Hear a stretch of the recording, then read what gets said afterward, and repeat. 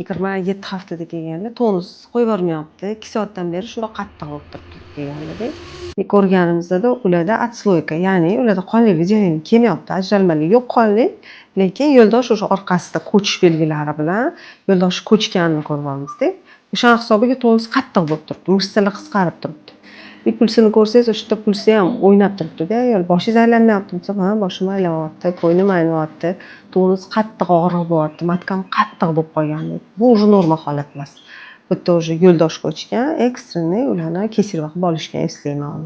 Yo'ldosh ko'chishi любой payt bo'lishi mumkin. Masalan, ayolda davleniyasi baland bo'lsa, qon bosimi ko'tarilyapti, qoni quyuqlashyapti, yoki harakati ko'paydi deylik, ortiqcha harakat qilib qo'ydi yoki ortiqcha yuk ko'tarib qo'ydi normadan. Homilador ayol o'zi og'ir narsa ko'tarmaydi-ku, birdaniga резкий движение bilan ko'tarib qo'ydi og'ir narsani va yo'ldosh ko'chib ketdi. Misol uchun, u любой srokda bo'lishi mumkin. Katta srokda ham, kichkina srokda ham, har xil srokda.